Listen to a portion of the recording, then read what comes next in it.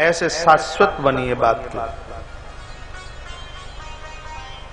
के अधिपति बनिए, बात के सम्राट बनिए, बात की निधि हो हमारे पास, बात का खजाना हो हमारे पास। गणेश जी का एक दांत बोलता है। गणेश जी का पेट बहुत निकला है, बड़ा मोटा पेट गणपति का है। इसका मतलब है कि कुछ बातें ऐसी हैं उनको हजम करने की कोशिश कीजिए। कभी कभी बातें हजम नहीं होती। बहू ने कुछ बोल दिया, अभी बेटा 12 घंटा दुकान पर खोपड़ी खत्म करके आया है और अभी आ नहीं पाया और उसके कान भर दिए। कुछ बातें उनको हजम करना सीख लीजिए। यार यहाँ की तो दादियां ऐसी नहीं है, बहुत बढ़िया है। ऐसी बात मत बोलिए जहां घर उबड़ खाबड़ बन जाए, घर में बवाल पैदा हो जाए, कलयुग 4 पांव से नाचे। ऐसा न करें। कभी कभी बात इतनी होती है और लोग खींचकर उसको इतना लंबा कर देते हैं, इससे ज्यादा मेरे हाथ नहीं खुल रहे, नहीं उससे भी लंबा है। फिर बाद में और बोल देंगे चिंता ना करना, वो मैं सब संभाल लूंगा। इसके ऊपर ये संपट और लगा देंगे। कथा कहती है कि छोटी बात को बड़ा मत कीजिए, बड़ी बात को छोटा करना सीखिए। किसी ने कहा, किसी ने सुना, बात को हजम करने की कोशिश की। भगवान भोलेनाथ का कितना बड़ा अपमान हुआ है दक्ष प्रजापति के यहाँ। माता सती को एक भी बार आके कहा नहीं। और आपको ज्यादा अनुभव होगा, आप सब जगह का अपमान सहन कर सकते हैं लेकिन ससुराल का अपमान सहन नहीं होगा। शिव महापुराण कहती है शंकर बनिए, शिव महापुराण कहना चाहती है गणपति। गणेश भगवान के ऊपर जितना बोला जाए उतना कम है। गणेश जी के कान मुझे बहुत सुंदर लगते हैं। गणेश जी के कान सूप जैसे हैं। सूपड़ा जानते हैं? छाछ। और संत का जीवन सूप की तरह होता है। सार सार को गए रहे, थोथा देई उड़ाए। ये स्वभाव सूप का है। अच्छा अच्छा पास रख लेगा और थोथा थोथा बाहर निकाल देगा। हर चौराहे पर सिखाने वाले खड़े हैं, उनके अंदर अच्छाई लगे उसको स्वीकार कर लीजिए, और कोई कमी नजर आ रही है मत देखिए, उसकी उसके लिए बनी रहेगी। कभी मैं बोलता हूं लोग चलनी बनने की कोशिश में लगे हैं, न बल्कि सूप। चलनी का दुर्भाग्य बढ़िया नीचे निकाल देगी, कूड़ा करकट पास में रख लेगा। चलनी नहीं, हमें सूप बनना है। गणेश जी की कथा सुन के जा रहे हैं, लोगों की चुगली कर रहे हैं, लोगों की बुराई कर रहे हैं, तो क्या मतलब है महाराज? इतना समय निकालकर कथा में बैठने का मायना क्या है? गणेश जी की आंखें बहुत छोटी हैं। प्रभु दर्शन करना है तो दृष्टि सूक्ष्म हो। स्थूल दृष्टि पर दुनिया है और सूक्ष्म दृष्टि पर परमात्मा है। गणेश जी की छोटी आंख का, छोटे छोटे नेत्रों का मतलब है सूक्ष्म दृष्टि, अध्यात्म दृष्टि, विवेक युक्त दृष्टि। भगवान इन बाहर की आंखों से नहीं दिखेगा, पवित्र दृष्टि से भगवान का दर्शन होगा। कथा महाभारत में आती है, भगवान श्री कृष्ण अर्जुन के सामने खड़े हैं, तो क्या वो दुर्योधन के सामने नहीं खड़े? दुर्योधन के सामने भी तो खड़े हैं। अर्जुन ने प्रभु को पहचान लिया, लेकिन दुर्योधन जिंदगी पर्यंत नहीं पहचान पाया। क्यों? क्योंकि दुर्योधन के पास विवेक युक्त दृष्टि नहीं थी, अध्यात्म युक्त दृष्टि नहीं थी। ईश्वर बाहरी आंखों से नहीं, अंदर की आंख से देखा जाएगा। बाबा सूर के पास बाहर की आंखें नहीं थी। आपके पास में जगह है जहां सूरदास जी महाराज ने बहुत तप किया है, यहां से ज्यादा दूर नहीं है। गए होंगे, स्थान आपने देखा होगा, कैलाश से थोड़ा आगे। लोगों ने विचार किया कि सूर्य को दिखाई नहीं देता तो फिर ये मंदिर में जावे क्यों? सूरदास जी ने कहा मुझे तो भगवान नहीं दिखते, तो कम से कम भगवान को तो मैं दिखाई देता हूं, इसलिए मंदिर चला जाता हूं। लोगों ने कहा ये नाटक करते हैं, इनको दिखाई देता है। पुजारी को कहा आज भगवान के कपड़े उतार दो। भगवान के कपड़े उतार दिए। सूरदास जी मंदिर गए। लोगों ने पूछा ये बताइए कि आज भगवान ने कौन सी पोशाक पहनी है? सूरदास जी खड़े खड़े रो रहे थे। श्री सूरदास जी बोले आज मेरे गोपाल से क्या गलती हुई है क्या त्रुटि हुई है मेरे प्रभु से? मेरे भगवान की देह पर एक भी वस्त्र नहीं है। उन्होंने सूर सागर में एक पद लिखा है, आज हरि देखे नंगम नंगा। सूरदास जी ने पद लिखा है। बाहर की आंखें नहीं थी, लेकिन इस अध्यात्म आंख ने, अध्यात्म का मतलब होता है अपने आप को पहचानना। हम दुनिया को पहचानने में लगे हैं, लेकिन अपनी पहचान करने को हम तैयार नहीं है। तो सूक्ष्म दृष्टि का मतलब है पवित्र दृष्टि, पावन दृष्टि। हम किसी की बहन, बेटी, बहू को कुदृष्टि बुरे भाव से देखें, एक बार अंदर से विचार करें कि मेरी भगनी को इस दृष्टि से कोई देखे तो मुझे कैसा लगेगा। मेरी मां को कोई इस दृष्टि से देखे तो मुझे कैसा लगेगा। एक बार अपने आप को पूछें, अंदर से आवाज आएगी, अंदर से जवाब मिलेगा। और वो जवाब हमें इंसान नहीं, वो जवाब हमें देव बना देगा। तो गणेश जी की दृष्टि, गणेश जी की सूंड बहुत लंबी है और मुंह बंद है। इज्जत की सूंड के नीचे स्वयं खाने को मुंह बंद रखो, स्वयं खाने की जरूरत हो तो मुंह बंद। क्योंकि जगत में हम खाने को नहीं, जगत में हम खिलाने को आए। दुनिया में लोग वो बड़े नहीं हैं जो खाने के लिए जी रहे हैं, जगत में लोग वो बड़े हैं जो खिलाने के लिए जी रहे हैं। कागज हो तो कलम से लिख लेना, जो दूसरों को खिलाते खिलाते स्वयं भूखे रह जाते हैं, उनकी देहली पर एक दिन भगवान कुबेर भी भीख का कटोरा लेके प्रकट होते हैं। कहते हैं तुम मेरे अन्नदाता हो और हम तुम्हारे चाकर हैं, हम तुम्हारे सेवक। इस बात के ऊपर मैं बहुत जोर देता हूं। घर की रसोई बने, देहली से बाहर जाके देखिए, कोई गरीब तो, कोई याचक तो नहीं खड़ा है, और उनको खिला के खाइए। हर दाने पर लिखा है खाने वाले का नाम। ये तो सम्मान उसका कीजिए कि अपना भाग हमारे आंगन में बैठ के खा रहा है। हम तो उसका यशोगान करें, हम तो उसका मान करें, हम तो उसका सम्मान करें। आइए, गणेश जी की पूजा के बारे में बताया। भाद्र कृष्ण पक्ष चतुर्थी को संध्या के समय में भगवान गणपति प्रकट हुए हैं। और कल की कथा में मैंने निवेदन किया था, स्वयं भगवान कृष्ण ही धरती पर गणपति बन गया है। कृष्ण को मीठा बहुत प्रिय है, तो भगवान गणपति को भी मीठा अतिशय प्रिय है। चतुर्थ्याम त्वाम समुत्पन्नो भाद्रे मासी गणेश्वरः असते च तथा पक्षे चंद्रेस्योदयिने शोभे। जो लोग एक वर्ष तक गणेश चतुर्थी का व्रत करते हैं, उनके लिए कहा गया है एक साल तक बीच की भी जितनी भी चतुर्थियां हैं उनमें एब्सेंट ना होगा। पूरे वर्ष भर तक व्रत आप कीजिए। पूजा कैसे की जाए गणेश जी की? 101 दूर्वा नित्य भगवान गणपति के ऊपर चढ़ाइए। मोदक प्रिय है गणेश जी को, मोदक लड्डू बहुत प्रिय है, दूर्वा बहुत प्रिय है गणेश जी को। कुछ देव हैं जिनको अपना प्रसाद, अपना भोजन स्वीकार है। कृष्ण को मक्खन है, मिश्री है, माता भगवती दुर्गा को हलवा और चना। देवी भागवत में बहुत विस्तार है इसके ऊपर।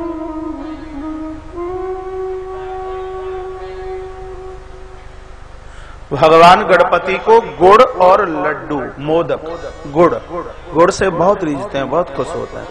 चतुर्थी को गुड़, 101 दूर्वा कम से कम, और ज्यादा आप जितना चढ़ा सकते हैं। मोदक लड्डू भगवान को आप चढ़ाइए।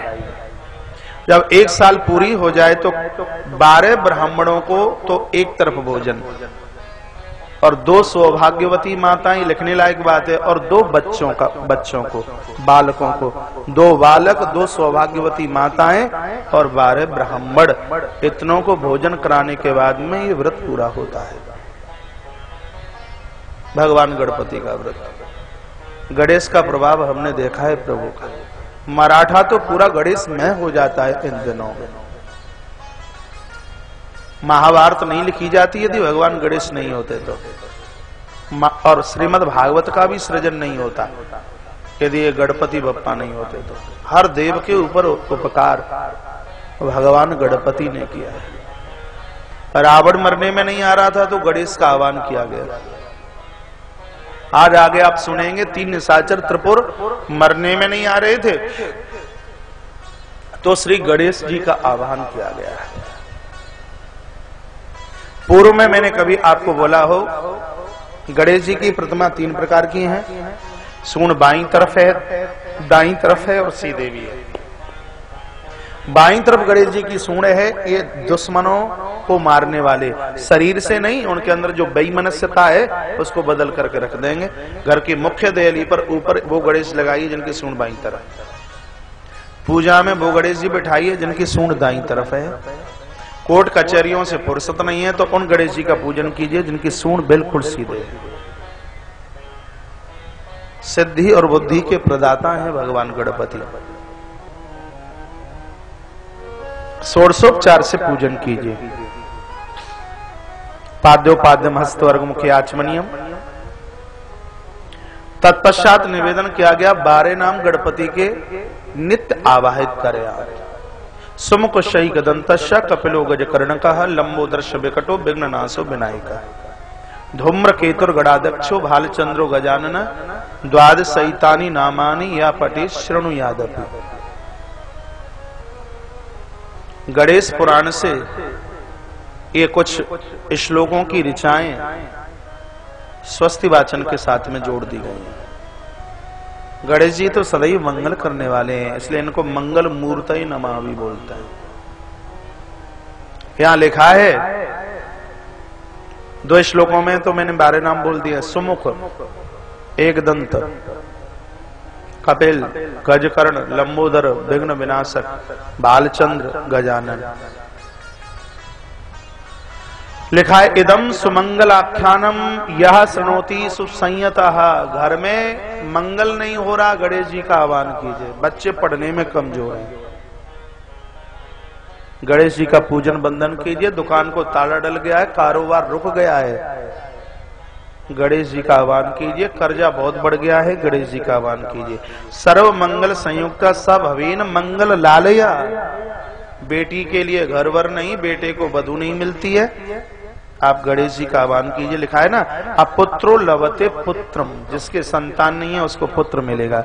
निर्धनो लवते धनम, जिसके पास पैसा नहीं है उसको संपत्ति मिलेगी। भार्यार्थी लवते भार्याम, जिसको पत्नी नहीं मिल रही भार्यार्थी उसको पत्नी मिलेगी। प्रजार्थी लवते प्रजाम, सत्ताधीशों को भी गणेश की पूजा करनी चाहिए। प्रजा के साथ फिर वो कभी दुराव नहीं कर सकते। आरोग्यम लभते, डॉक्टर ने कह दिया है किसी रोगी को कि तुम ठीक नहीं हो सकते, तो यहाँ चमत्कार भगवान गणपति का चलेगा। आरोग्यम लभते रोगी, सौभाग्यम दुर्भगो लवेत। कुंडली में यदि किसी ने ये कह दिया हो कि बेटे की या पति की उम्र कम है तो उसकी दीर्घ आयु के लिए भगवान गणपति का आह्वान कीजिए। कुछ नहीं आता है, मैंने एक गणेश गायत्री मंत्र आपको लिखा दिया है। एक दंताय विद्महि वक्रतुंडाय धीमहि तन्नो दंत्य प्रचोदयात्। इतना भी आप 108 बार जप कर लेते हैं, भगवान गजानंद पूर्ण कृपा आपके ऊपर कर रहे हैं। बात समझ में आ रही है? पहले तो ये बताइए, क्या ऊपर से उड़ रही है? कान की ढपोलियां खोल के सुनोगे तो बात उड़ेगी नहीं, और किवाड़ बंद ही होंगे तो फिर तो प्रवेश करना ही मुश्किल होगा। शोकाविष्ट शोकहीना सब हवे नान संशया इदम गणेशाख्यानम यस गेहे चतिष्ठति। दुखों का समन करने वाला ये चरित्र भगवान गणपति का है, भगवान गजानंद का। बोली गजानंद भगवान की जय। लिखा है यात्रा काले च पुण्याय। यात्रा काल में गणेश जी के 12 नाम का जो उच्चारण करते हैं, काल के गाल में से व्यक्ति जिंदा बाहर निकल के आ जाए।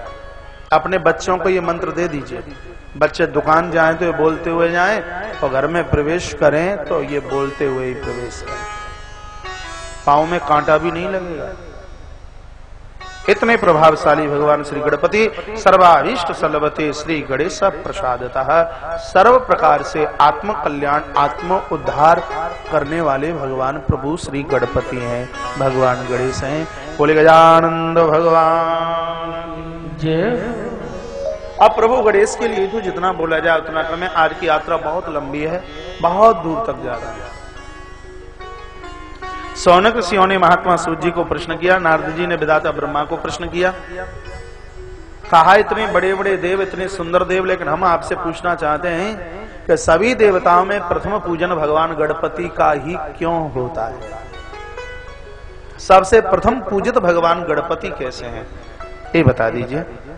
का एक दिन की बात, शिवा शिव विप्रेंद्र द्वयश्रुतयो परम, शिवा और शिव यानी पार्वती और भगवान भोलेनाथ ने अपने आंगन में द्वितीया के चंद्रमा की तरह दोनों पुत्रों को बढ़ते हुए देखा, कार्तिकेय और गणपति। कार्तिकेय की कथा बहुत विस्तार से कल कही गई, मन और भी कर रहा था और उसमें विस्तार किया जाए, लेकिन जब कथा लाइव टेलीकास्ट होती है तो वो बड़ी संक्षिप्त समय देखना पड़ता है। नहीं तो कभी हमारी कथा का शुरू करने का तो समय होता है, लेकिन कथा छूटने का कोई समय नहीं होता। और आप जैसे श्रोताओं के बीच में और इतना भव्य सुंदर पंडाल, इसमें से निकलने का मन ही कहां होता है।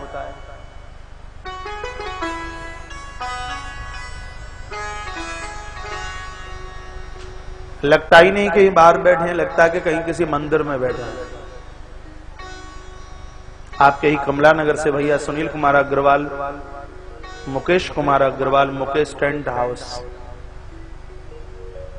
बढ़िया लोगों की तो बड़ाई है, व्यास गति सदैव करती है। 1 महीने का काम 4 दिन में करके दे दिया, 100 लेबर दिन रात लगी रही। जैसे कभी सुना करते थे कि रात में भूत प्रेत मकान बना के चले गए। जब लोग रात को घूमने के लिए आए तो सुबह आए और ये सब कैसे हो गया, सब कैसे हो गया है। सब प्रभु लीला। बोलिए भक्त वत्सल भगवान, जय जय श्री राधे, जय जय श्री राधे, जय जय श्री राधे श्याम। दोनों बच्चे घर में बड़े होते हुए जा रहे हैं। गणेश जी तो बड़े नटखट हैं। कन्हैया की उपलता, कन्हैया की चंचलता इनसे भी कहीं दूर नहीं है। अपनी सूंड में पानी भर के लाते हैं और कार्तिकेय के ऊपर ला करके छोड़ देते हैं।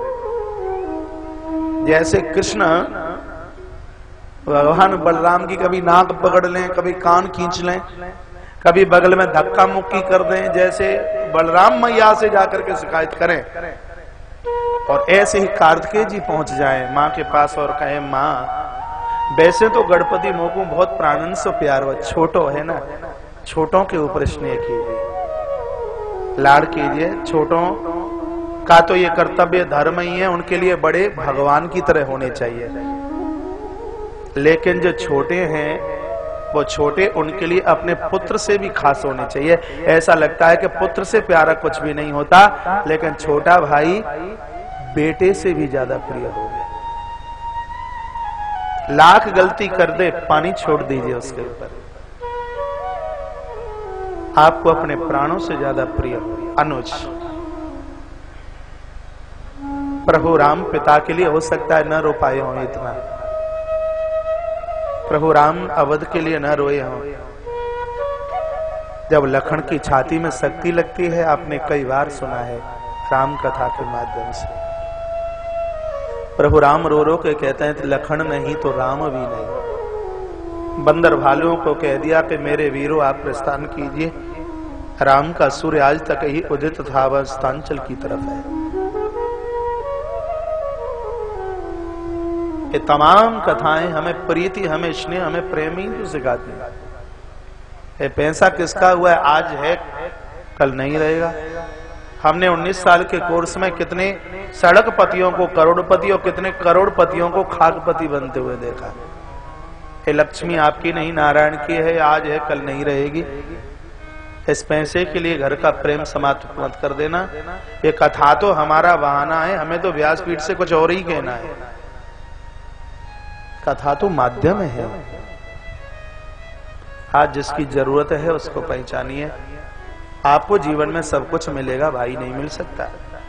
शुत बितनार भवन परिवारा हो जाए जग बारंबारा, अस विचार जिय जाग हूं ताता मिल ही न जगत सहोदर भ्राता। ये राम का वाक्य। बड़ों को पिता जैसा सम्मान दीजिए, छोटों के ऊपर पुत्र जैसा वात्सल्य कीजिए। 50 साल नहीं 500 वर्ष की तरक्की आपकी मुट्ठी में आ जाएगी। कमी का एहसास कीजिए, छोटा भाई क्यों रूठा है। कमी का एहसास कीजिए, बड़ा भाई क्यों रूठा है। बात क्या है, अपनी गलती का एहसास कीजिए। ये सब दोष सामने वाले में नहीं, बहुत सी कमियां हमारे अंदर भी है और मानवता इसमें है हम अपनी कमियों का एहसास करें।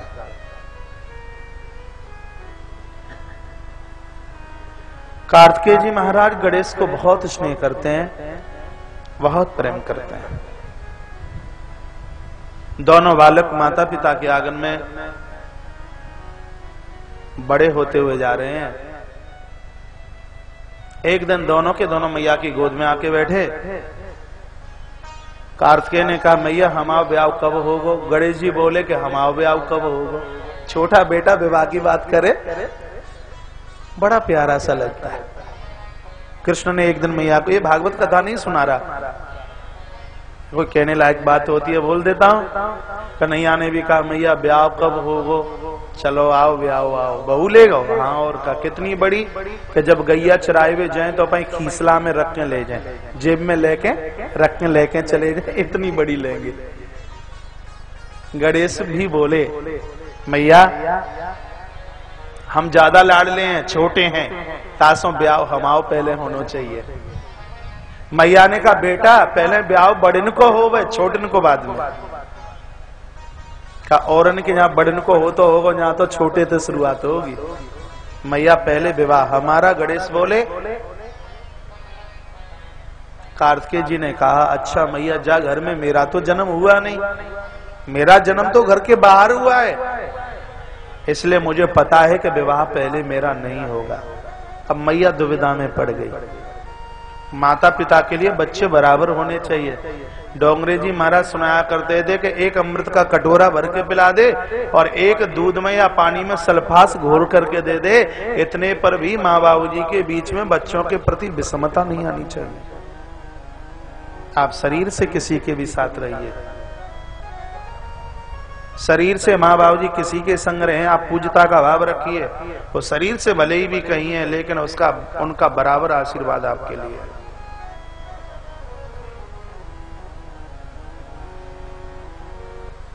माता पिता के जीवन में कभी अपने बच्चों के प्रति विषमता नहीं होती।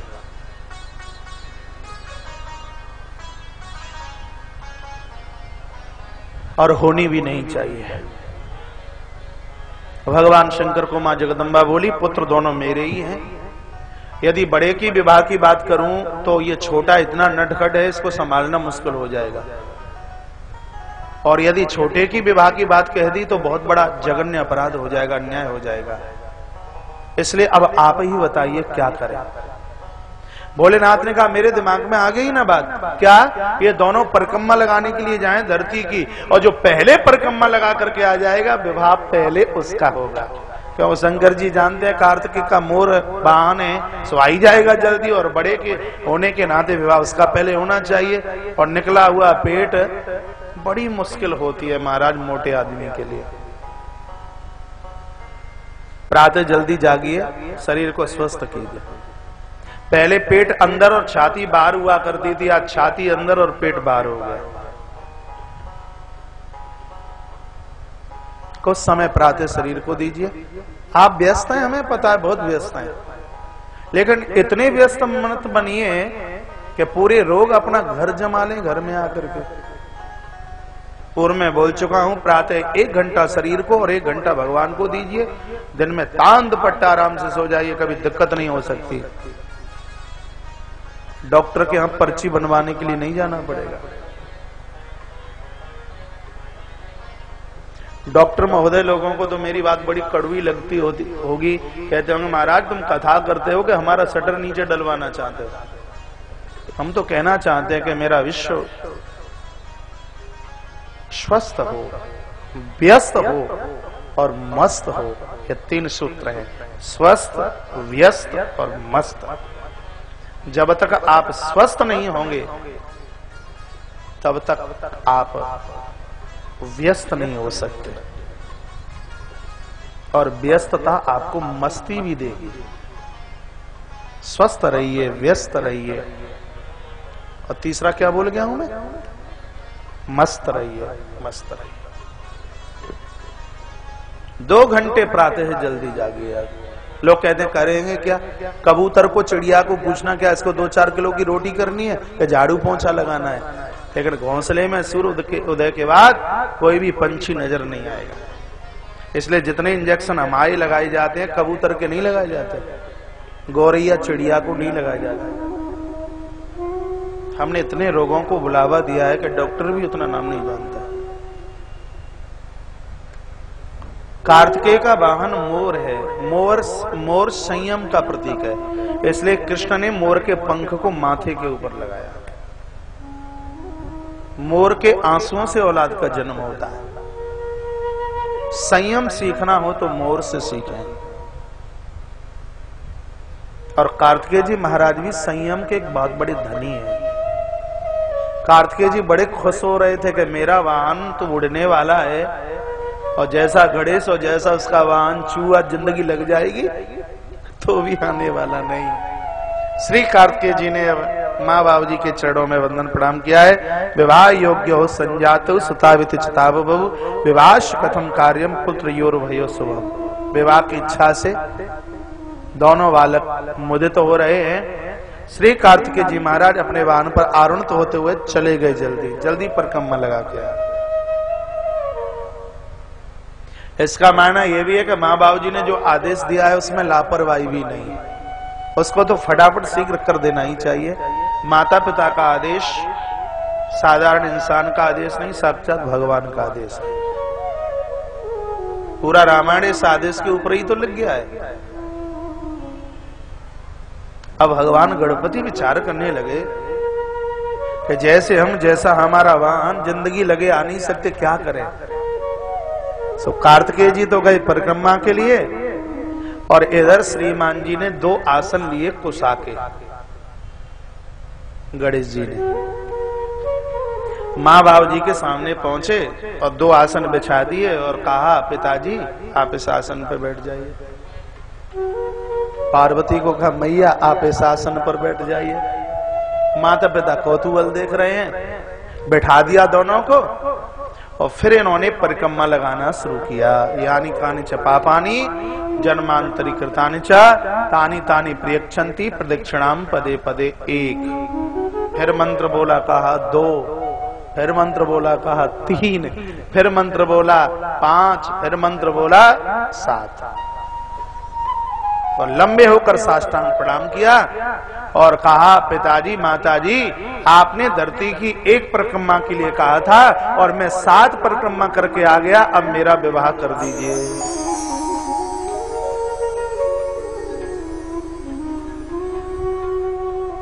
हम मास्टर तो भागवत के हैं,